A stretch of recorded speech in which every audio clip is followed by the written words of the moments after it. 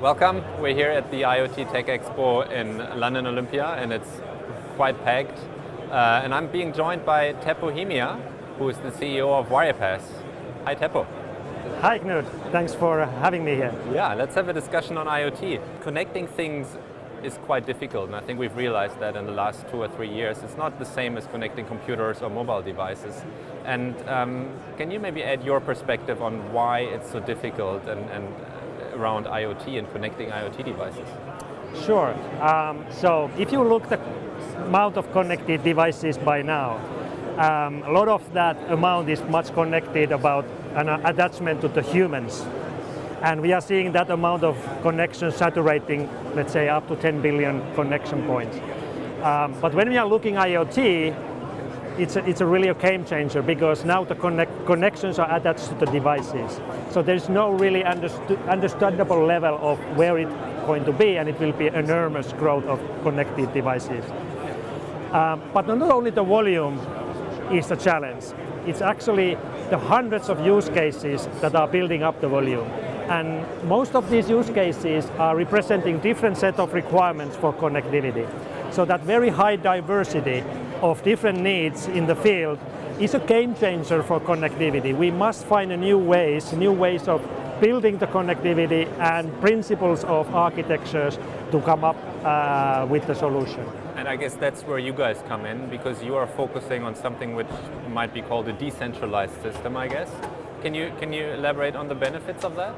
Absolutely. So there are a few principles in our business model. One of that is the decentralized operation of the network. It means that there's no central point of management for large-scale networks, because it's obvious when you see it that the decisions done locally at the device level are much beyond the quality of any centralized system.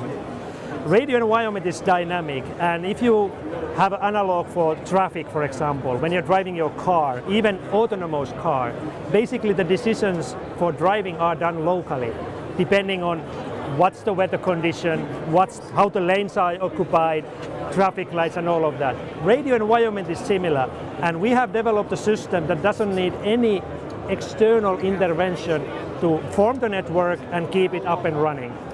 The second important point in our business model is that we are completely software-based, because I mentioned this diversity. If we would make one hardware, we would actually exclude quite many of the potential use cases. So we have chosen a strategy where we focus on software, and actually by doing that, we are exposed to many different problems in these different applications, and we are learning them and enriching our product for the benefit of whole ecosystem that is working with us. So those are the two main principles, how we address the diversity and evolving requirements of IoT devices. Okay. So as we're now going into 2017, how do you expect the development of your technology and other technologies in the global IoT market to evolve? So first of all, regarding the segments that we are working in, so today we are focused on smart metering, electricity, water, gas, lighting, indoor and outdoor, as well as asset tracking.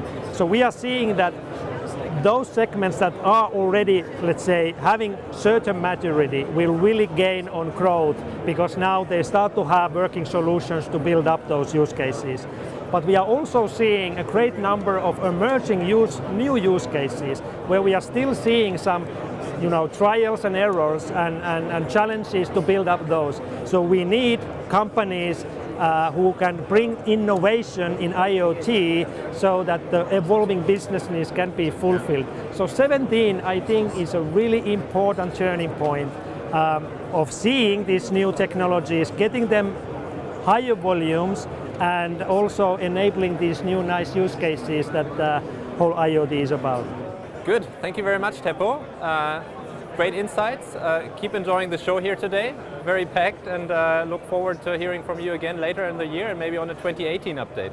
Thanks, Knut. It was a great pleasure to discuss with you, and certainly we will enjoy the show. Thank you.